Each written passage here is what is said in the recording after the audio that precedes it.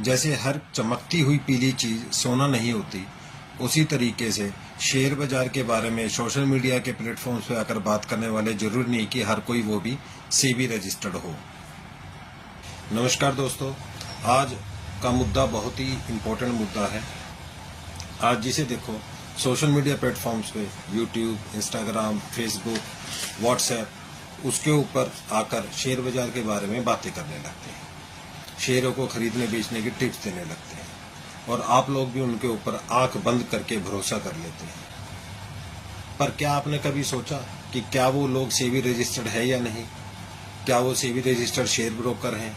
क्या वो SEBI registered mutual fund distributor हैं, रिसर्च एनालिस्ट हैं या इन्वेस्टमेंट एडवाइजर है? क्या है? नहीं, आप लोग कुछ भी नहीं चेक करते हो। ज्यादातर लोग कुछ भी चेक नहीं करते और आंख बंद करके उन ऊपर भरोसा करने लगते हैं। और वो लोग सिंपल क्या करते हैं, फ्रंट में तो आपको दिखाएंगे कि हम बहुत बड़े इन्फ्लुएंसर है, बहुत बड़े रिसर्च एनालिस्ट हैं, और कभी भी उनकी डिस्क्रिप्शन में या अंदर उनके पेज की डिटेल में जाके आप चेक करोगे तो वहां पे क्या लिखा मिलेगा?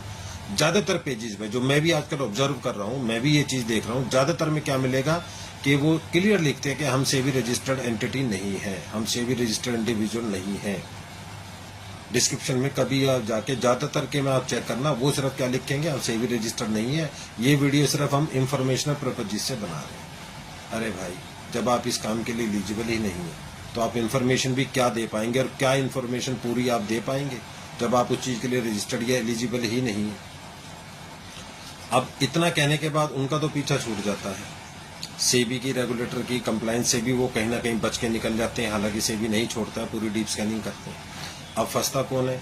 ज्यादातर आप जैसे लोग फंसते हैं, जो इन चीजों पे ध्यान देते नहीं है और उनकी राय मान के कहीं ना कहीं कुछ ना कुछ इन्वेस्टमेंट कर देते हैं। अब एक चीज और देखेंगे आप, ज्यादातर लोग इनमें आपकी तरह ही काम करने वाले होते थे। एक ये चीज भी सामने आ रही है।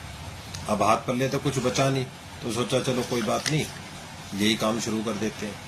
अब ये काम शुरू करने के पर्पज क्या है? सबसे बड़ा पर्पज तो उनका ये होता है कि भाई थोड़ी पब्लिसिटी मिलेगी, लाइक्स, फॉलोअर्स आएंगे। एक तो ये ज्यादा भूख लोगों में बनी हुई है।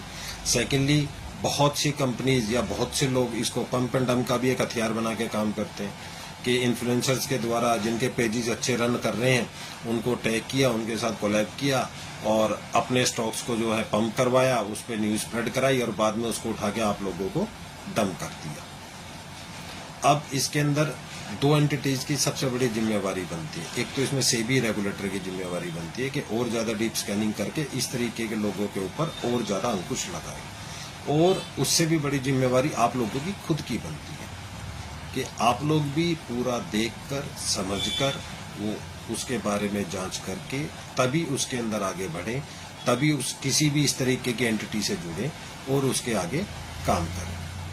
Being a SEBI registered share broker and mutual fund distributor, ये मेरी एक रिस्पॉन्सिबिलिटी है कि मैं आप लोगों को इस चीज के लिए अलर्ट करूं। और अगर आप लोगों को ये जानकारी अच्छी लगी हो तो कमेंट करके जरूर बताना।